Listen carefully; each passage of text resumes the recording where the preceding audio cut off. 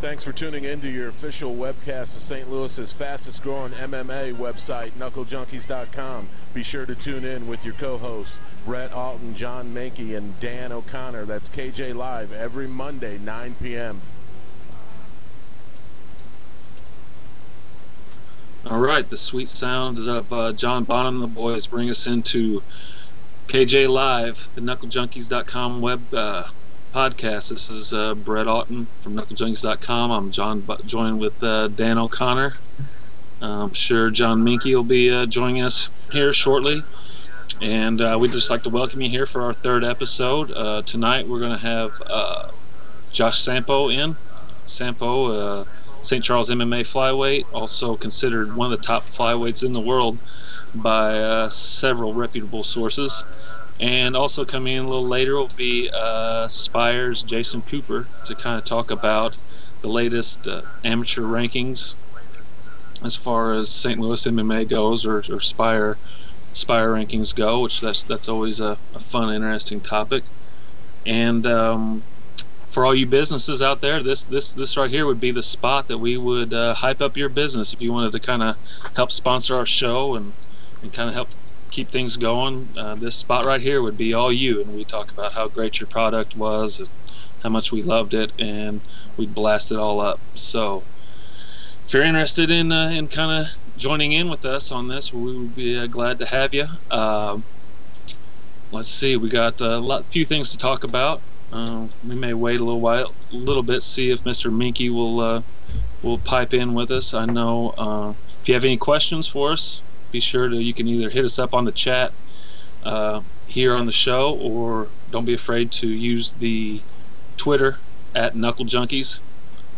It's always a good way to get a hold of us. Producer extraordinaire Matt Frazier will be manning the controls behind the scenes, kind of feeding us the questions if any should pop up. If you have anything you want to ask Samo or Cooper, if you've got a problem with the Spire rankings, or you don't think something's right, hey, now's your chance to kind of chime into the man himself, and you can bitch and moan or do whatever you want, or tell him what a great job they do, or anything like that. So, anywho, Dan, how are things going on your end? I'm good. Anyway, we can get Diane instead of Jason. I'm just saying she's way better looking than his goofy ass. That would maybe help our traffic, or help at least the viewers.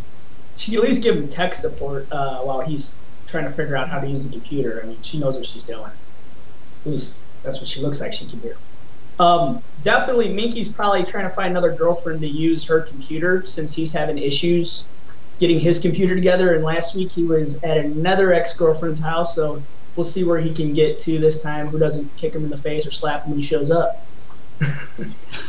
But speaking of kicking in the face and slapping, Dan, what have you been up to? I mean, you've got a big fight looming here, probably 6 weeks away or so. 6 weeks out right now, as of Saturday. So I've been training like crazy, getting used to not drinking and eating real healthy. I don't walk too much heavier than my weight, so burger makes me quit drinking 6 weeks out, which is probably the hardest thing about everything. The training's not that rough. I do get beat up by the bigger guys, Heather Lee, all the guys I spar with, but it's the fun part, and then all the fun comes together after the fight gets going. So good. Would you say the beer drinking's more tougher than the diet end of it, as far as? Diet does not bother me. The beer drinking bothers me. Not going out. And I know it sounds alcoholic, but I was like, we'll talk to Sampo in a little bit. My last night of drinking, he was my designated driver. He had to drag me out of the bar and drive me home because I was very drunk and out of control. So, but yeah, the drinking's probably the hardest part for me. I mean, I eat pretty healthy throughout the time. I don't walk too much over. I walk 10 pounds over my weight, so it's not a hard cut. I could probably do it in a day if I really needed to. So do you cut out the booze for the weight, or just to kind of help keep you focused, and that way you're back in the gym not hungover, and you're just kind of Burr has this theory that if I'm not hungover, I'm awesome. I have the opposite theory. I train all the time hungover. I drink a little bit every night to go to sleep, and I wake up a little bit off some mornings, but as soon as I start sweating, I feel fine, and I'm a little more loose. And I was like, I swear by injuries that it's because I've been drinking.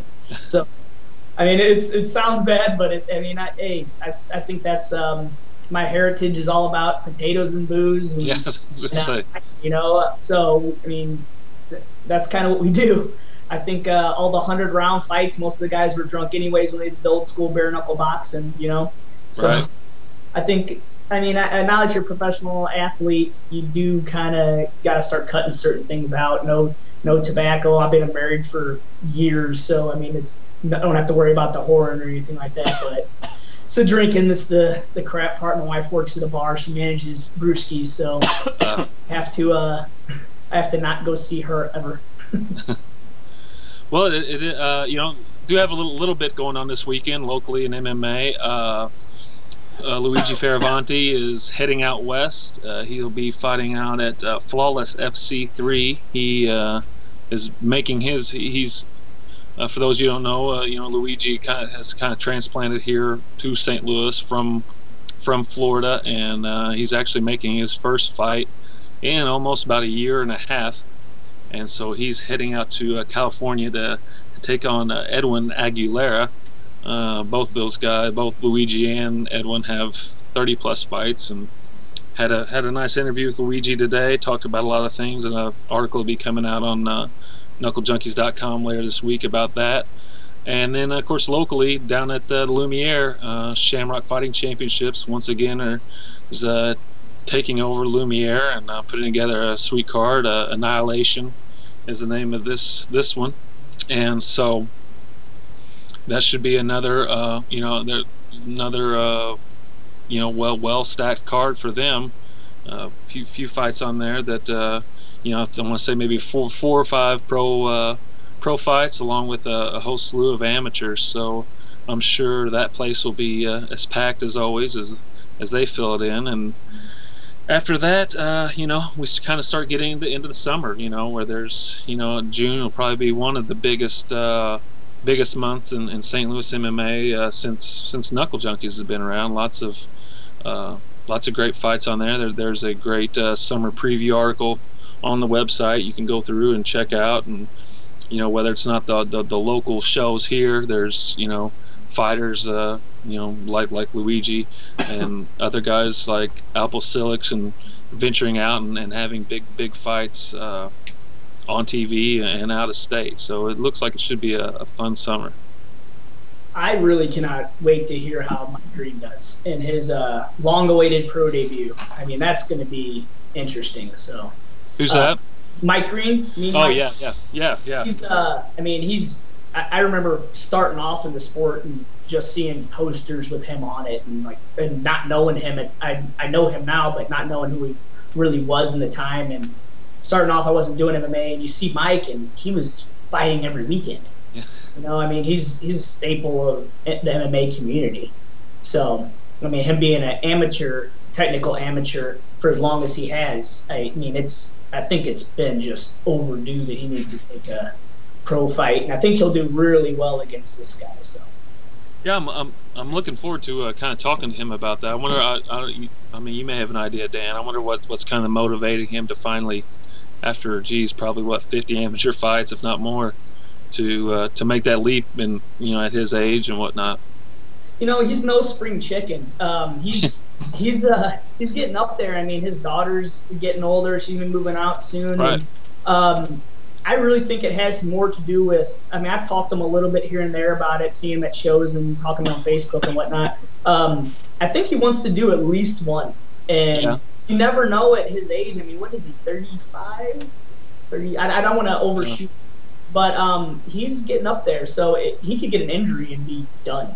Sure. So I think he wants at least one to say, hey, look, I did a pro fight, and I think that's what a lot of people have done. That's kind of, I mean, I kind of thought I was going to do one, see how I did, and if I didn't do great, I can go, hey, at least I did one. I mean, it's a fun thing to say to the kids. I was a pro fighter back in the day. Right. Thing to scare Maddie's boyfriends coming around. Hey, I'm a pro fighter. You know, you say MMA fighter, like, yeah, I'm a professional fighter. I get paid to beat people up. I'm not going to back off. So I think that has a big thing to do with it. So. Yeah, it'd be fun. I hope things go well for him. And kind of like you said, I mean, he's such a staple, of the St. Louis scene, and just a nice guy too. Yeah, very nice guy. I've had a lot of fun with him over the years. Hey. What's up, guys? There we have it. You find out your friend's house to use? Yeah, the damn wireless is down, so I had to plug it directly into Ethernet, and it took me a second to think of that. Right on, John. We were just talking about Mike Green's making his. We were talking about the summer and how it's especially the month of June is going to be a pretty stack-packed month for St. Louis MMA, and Dan chimed in just about Mike Green making his pro debut, and just how Mike just kind of we were just kind of wondering what motivated him after 50 plus probably amateur fights, and a guy who's 35, 36. I'm sure we'll have him on the show now. We'll talk to him on the website, but just kind of curious what would motivate a guy after so long to, hey, okay, fine, I'll do my pro fight now. Well, this is during the 2000s and 2010s. It's the season of remakes, so it's almost like seeing Mike make his pro debut again. One would say, if you're familiar with your MMA history. But Mike's done this before, and he's done this on a level. He's fought on the same cards as like Alex Stiebling and Chris Lytle and things like that before. So it's he's been in the sport. It's not a big deal. It's not a big deal. It'd just be nice to get paid. And so I mean, I'm not. I'm surprised he didn't do it a little sooner, but why not? I mean, what's the harm? I'm getting some kind of weird echoing. I don't know if I'm getting echoing. Hold on a second. Okay, trying to mess with my speakers. Okay, somebody say something. He was fighting before amateur and pro was around. It was just one thing, Right. So I'm sure the man has never received any money for fighting before, nor have I or anybody else that might have been fighting in the early 2000s. So, all of us still have our amateur status, and it's all good. So how are things in Minky's world? What's new? I'm just exhausted right now. I got up this morning and I went to work with Biondo, painted some fence out in the middle of BFE in Chesterfield, and then I went right to the gym and lifted, then went right to yoga, and then went right and worked out and taught my classes, and then rushed back here just to have everything not work on the computer and all that good stuff. So it's been a big clusterfuck all day long. But you wanted to know about fighting stuff. Hold on, I'm just tired right now. Let me get going. I gotta get warmed up. Yeah, I actually did want to talk about a couple of things and see where you guys sat on them.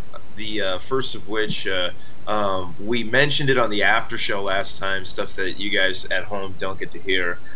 We basically, after the last podcast, went on for about another hour, just really talking a bunch of shit. So I don't know if that'll be anything that we can release, because it was pretty bad. But we did mention it then. We were talking about Chris Heatherly talking about on our first show that he was the number 170 fighter in the area, and I said that I assumed that he meant unsigned fighter. If you're including signed fighters, you're also including Tyron Woodley and Lance Benoist.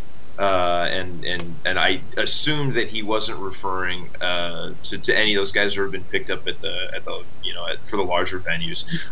Dan went ahead and jumped in and said, no, I'm pretty sure he meant them too.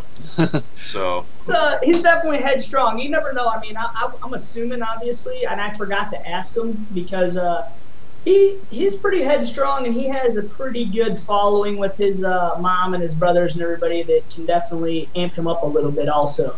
So he very well might think that. I hope every one of those friends jump in the ring and take part of that ass whooping that Tyron Woodley would throw his way. No offense to Chris, you're good, but Tyron's the best 170er in the area right now. There's no doubt about it. You know, let's be honest, he would blow you up worse than Tyron got blown up in Olympus Has Fallen, making his movie debut, Mr. Tyron Woodley. That's cool. You guys can. He plays like henchman numbers 1, 6, 12, and 13. Apparently, EJ Brooks told me they killed him a couple of times in that, but he's in that. Nice. It's pretty cool. If anybody in St. Louis didn't know that Tyron Woodley was in Olympus Has Fallen, so also we have Luigi Fioravante in the area too, right. And clearly Chris thinks he's better than Luigi because he wants to fight him. Or he just thinks that it's a winnable fight for him, or that he's that's a task that he's willing to go after. I think it's really ambitious and commendable. You know, you got a guy who has been in the show, and there's a big difference between fighting in front of your friends and family and all your buddies to South Side, things like that, and fighting in front of 17,000 people that don't give a shit who you are, and all they want to see is your blood. So there's a reason why people go out to the UFC and completely fuck their first fight up due to jitters. And it's because of the crowd, and Fioravante's been in that 9 times now, you know. It's like trying to talk shit to about war to a guy who spent 8 years in Afghanistan. You're not gonna tell him anything he hasn't seen. So that's a ballsy fight. But kudos for doing it, though. I think it's cool.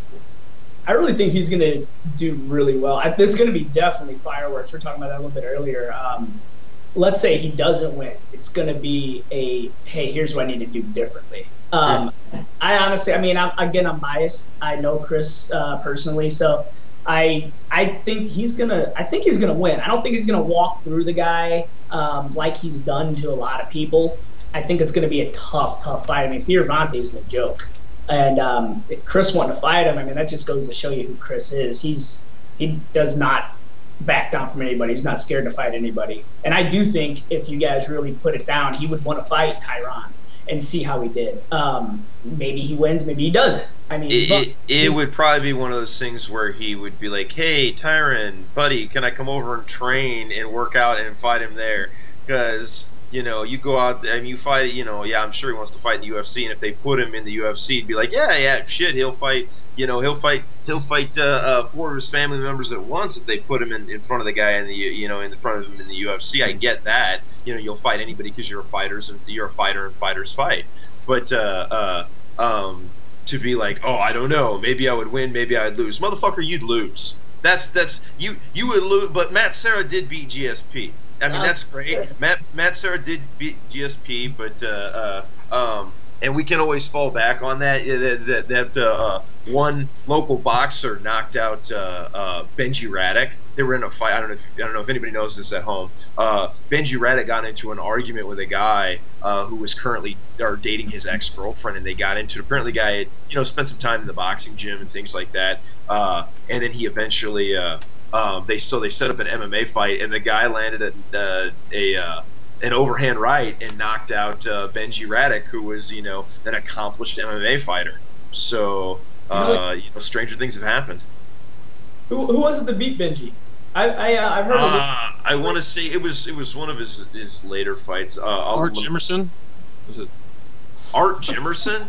Art Jimerson has one fight with Hoist Gracie. That's is it who's fucking with you on that one?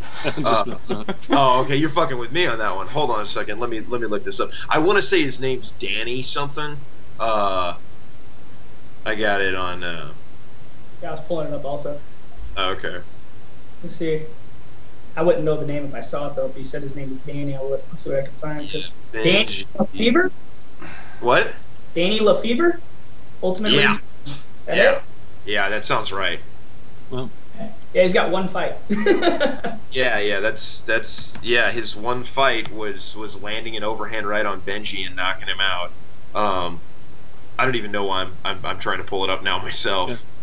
But so stranger things have happened. But yeah, it's Danny Lefevre. Yeah. Honestly, I do think Heatherly needs to go down a weight class. He needs to be 55, or he is not a big 70 pounder. I know he cuts a little bit here and there, but if we clean his diet up and work with him a little more and get him training, I mean, he started training like he is supposed to now, but I mean, he's just a small 70 pounder. He needs to be 55. 15-pound cut should not be rough for him. So Yeah, he's got a big trunk though too. He's got big legs, big. He's a strong guy. So, but I don't think it's unreasonable either. I think that I think 55 is probably. I mean, let's be honest. If anybody remembers Mike Chandler from, he's the current 155 Bellator champion. If anybody remembers Mike Chandler from, just a couple of years ago, the guy was walking around at 200 pounds, 190, and he looked bowed up and ripped, man. So if that guy can get down there, hell, I halfway think I could get down to 155 if Chandler can make it.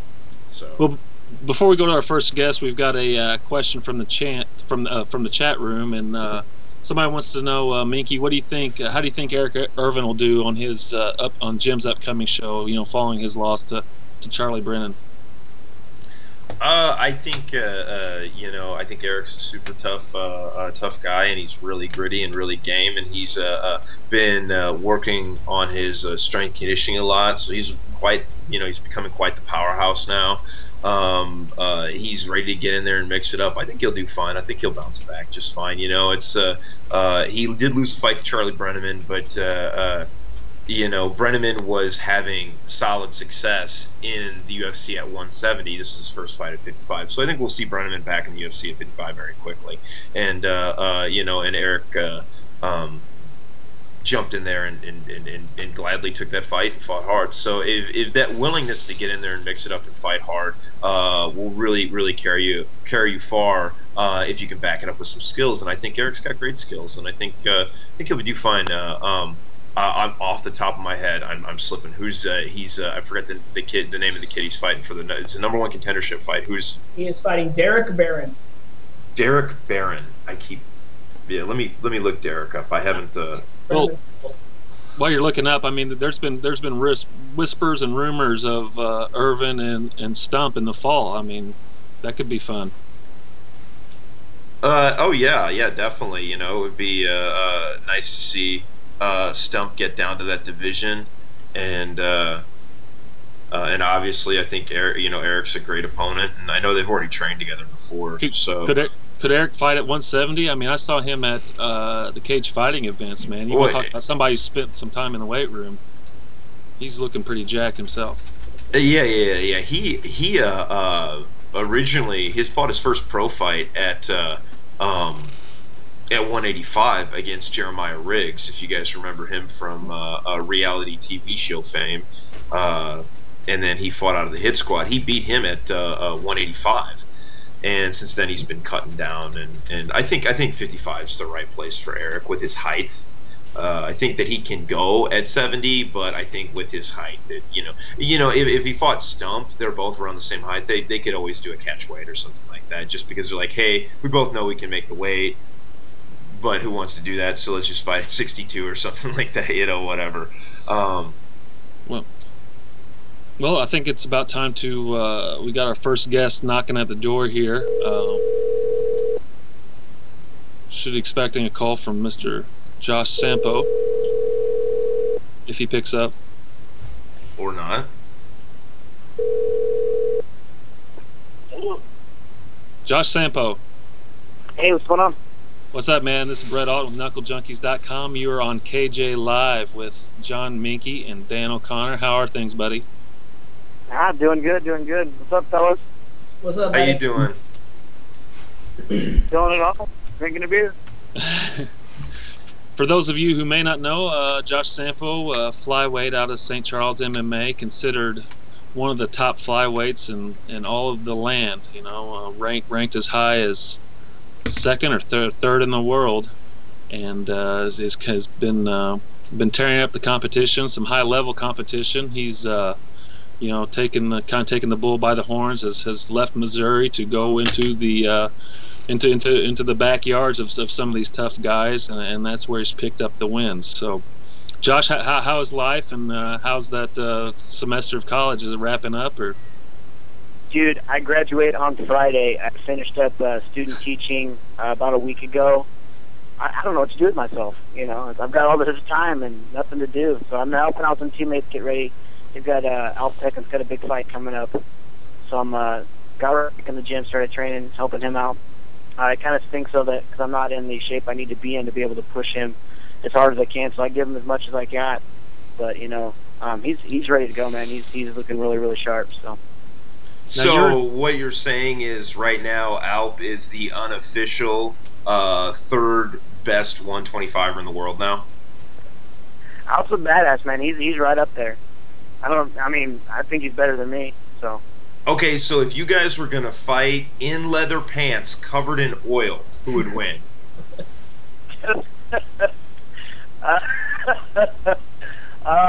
Well, that depends on the scenario. If nobody's watching, I'm gonna cheat. So you're claiming to be able to beat Alp in prison rules Turkish wrestling. I'm hiding a shank somewhere in the grass, and I'm gonna find it. Nice. Okay, so one other thing I wanted to ask you real quickly. So up on the upcoming UFC, we have a very important fight on the main card, the very first fight of the night. We've got Alexa Davis versus Rosie Sexton. How do you feel about this completely irrelevant fight stopping you from being signed by the UFC? It's frustrating, extremely frustrating, because I'm all for equal rights and women having a part in a lot of things, but it's like they had just started my weight class when the whole, hey, I don't know if Dana White's hooking up with Ronda Rousey or what that whole spiel is, what's going on there. If he is, hey, more power to him, but I don't think that just because she's got a nice set of boobs that should give precedence over all these guys that have been paying their dues. I'm not saying that women haven't paid their dues, but it's like you just kind of fast-tracked them when there's one weight class for the entire division. You know what I mean? And it starts hurting a lot of these other fighters that, like my weight class, for instance, has just got started, like I said. And, there's only, 12 UFC fighters that are flyweights? They haven't been able to develop the weight class because they had to start signing all these women to try and make that plausible. But it's frustrating, extremely frustrating, because I worked so hard to get where I'm at, and now it's just kind of like, oh, we got to kick you on the back burner for a little bit longer. It's like, man, I'm not getting any younger, so. Well, and the reason I bring it up is because we have Tyron Woodley and Jake Shields. That's actually headlining the FX prelim card.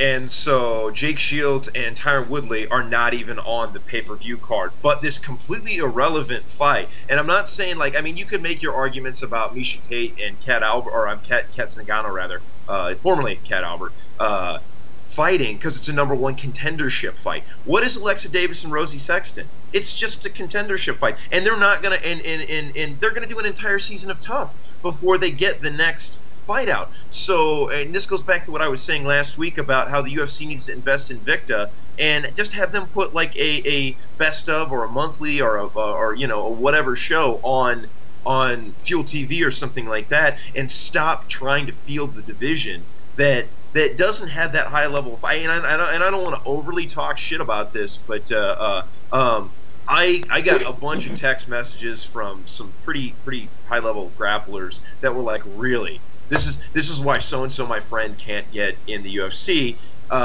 for people who can't even do proper armbar escapes. Now, I would be one thing if it was Ronda Rousey. Ronda Rousey has some very, very skillful grappling, and she's also a decent draw at this point.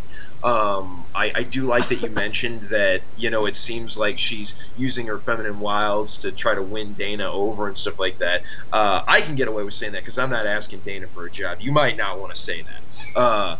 But Dana seems like the kind of guy who would stick his dick in Company Inc. for sure. Oh.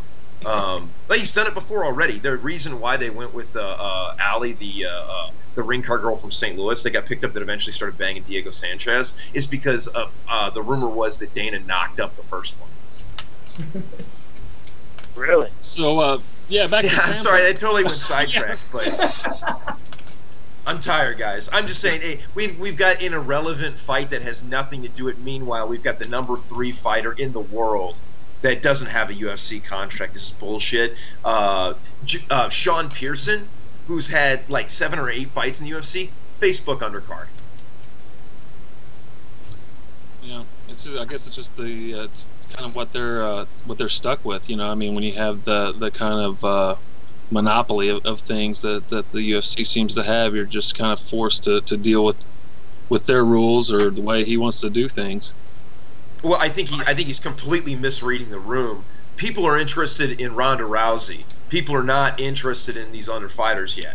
Maybe eventually, maybe one day. I personally like watching them fight. But right now, I think it's a travesty that Josh Sampo is not signed by the UFC. It's a bigger travesty that I'm actually not letting him talk very much on his own interview. So I'm going to go ahead and stop and let Sampo chime in.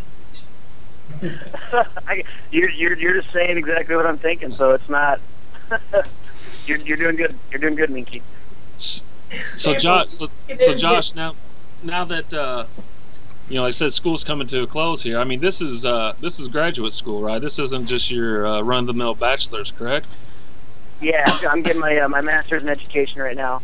Got my bachelor's in biology with a minor in chemistry, and it's I can't believe I'm done. You know, like as soon as I walk across the stage on Friday, it's like holy shnikes! Like so much of my life I've contributed to school right now, and it's boded me well. Like it helped me stay in Missouri. It helped me get into fighting. It got me, wrestling and my athleticism has got me a college degree. But it's that hard work.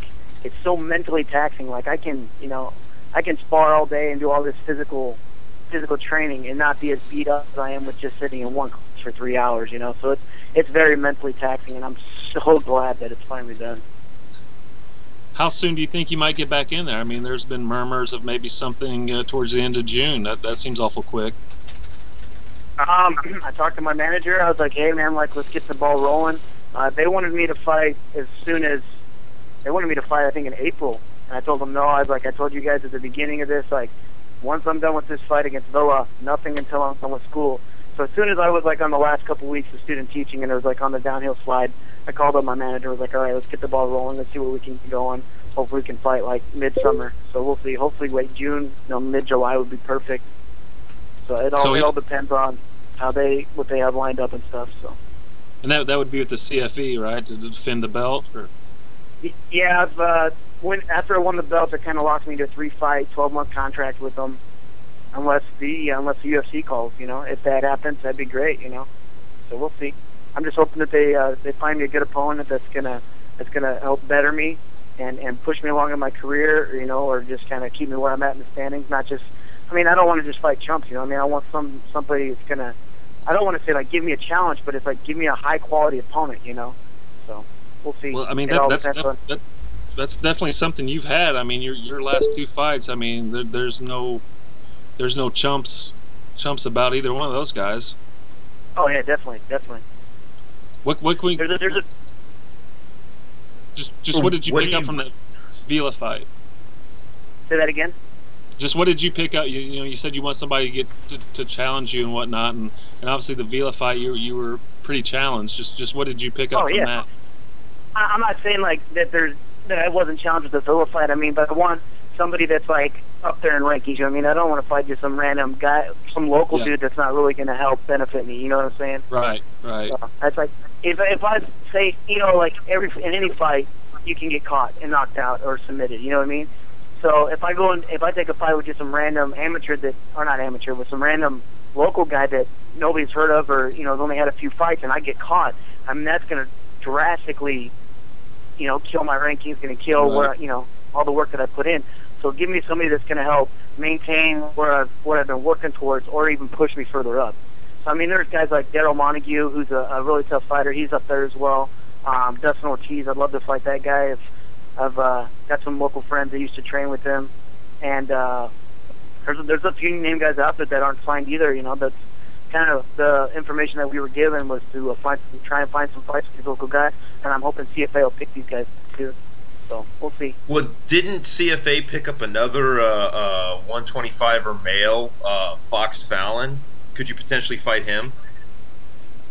Man, you were just female bashing in that, aren't you? Or female bashing? I don't know if that doesn't count. Yeah, let's go for a second here. LBGT community, okay? That's for people not in the know. That's lesbian, bisexual, gay, transsexual community. Listen, I'm all for you doing whatever you want to do with your life. That's fine. But there's a serious issue with a transgender male who went male to female fighting against women. Now, you can dope the person with all the hormones and drugs that you want to, and they say, oh, after 7 or 9 years or 7 or 8 years, it's okay. If that Fox Fallon is a woman, okay, well that's fine. We can treat her as a woman.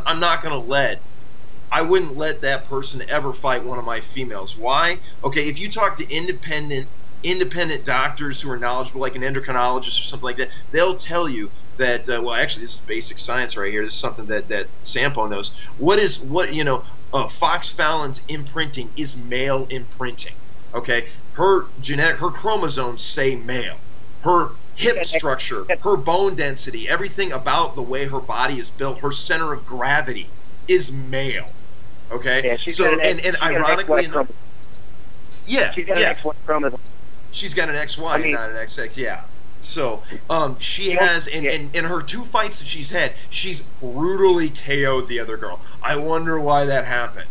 Okay, similar situation in Thailand. There was a lady boy that used to be a great Thai fighter.